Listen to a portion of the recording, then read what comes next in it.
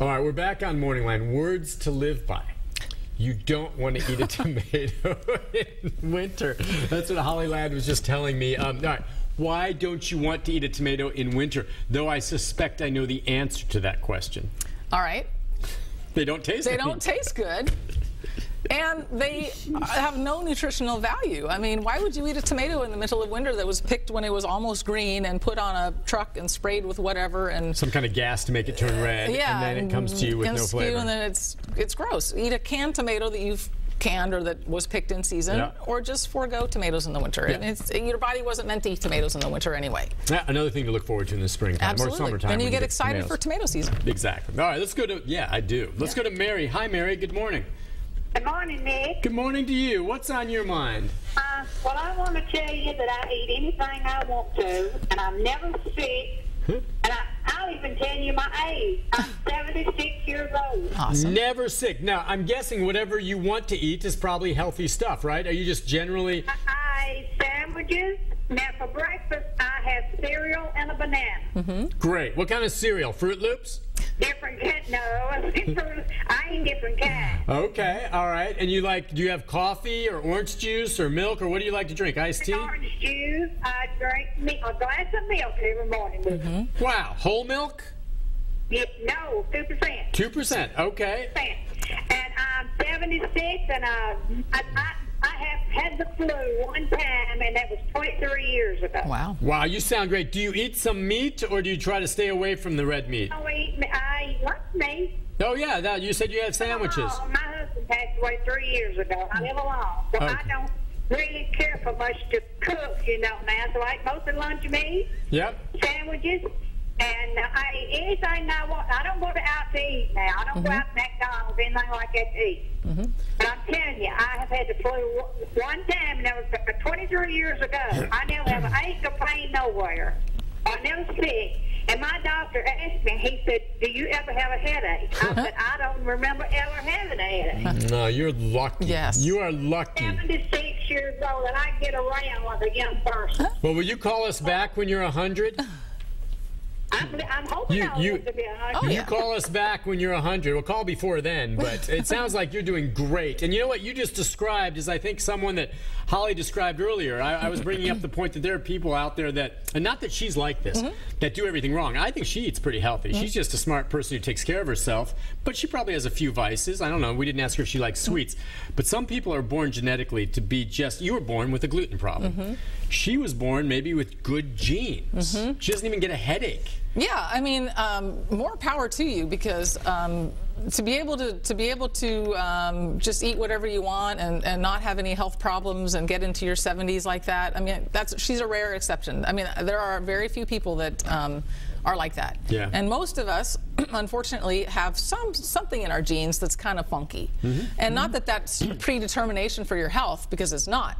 But you have to set up the right conditions so that your genes don't express themselves. So there's this whole field called epigenetics, which is the environment in which the gene lives.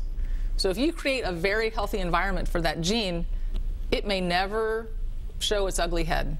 However, if you abuse it and drink or smoke or eat poorly or have too much stress or have bad relationships or any myriad thing, then it may decide, hey, I'm here, listen to me. Yep. So we have more control over our genes than we thought. We have to respect the fact that Mary can eat anything she wants and be totally healthy into her 70s, whereas Holly cannot. And so you have to respect your own body, and you have to say, well, she was blessed with her makeup and I was blessed with mine, and do what you can with it. Yeah, and you're aware of it, so you can do it. That's the key, is learning about your body, knowing yourself best. Let's go to Bill. Hi, Bill. How you doing this morning? Good morning, Bill. What's on your mind, buddy? Well, I just wanted to say we're so blessed around Nashville to have so many beautiful and great parks. And also, I mean, you talk about Radnor Lake, Edmund Warner, Percy Warner, the Greenways. There's just so many good places to go for a good walk.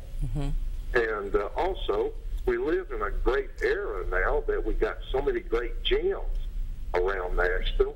And they're so reasonably priced nowadays. So, you know, we do have great opportunities to work out and go for a great walk and enjoy ourselves now. Bill, you couldn't be more right, and I'm glad you mentioned there's health clubs, but then the parks he talks about, they're free. Yeah. You can go do whatever, and that's really the time we have for the last call, but we've talked all about diet and food today, and we kind of left out that component, so I'm really glad he called. I mean, not to forget being active, and I think the last caller, Mary, she just sounds active. Yeah. That's probably one reason. So you need the exercise. I asked you this before. If you broke it down in terms of weight loss, and exercise is always crucial, but what you eat and put into your body, I think, in terms of weight loss and fitness there, that's going to affect more how much weight you lose than exercise, isn't it? Unless you're Michael Phelps. Right, and as my guru, Mark Hyman, says, you cannot exercise your way out of a bad diet. Right, so if you just think you're going to exercise 2 hours in the afternoon and then eat 3 pizzas for dinner, not going to work. Right. Not going to work. But we'll hit the exercise component just real quick. Absolutely.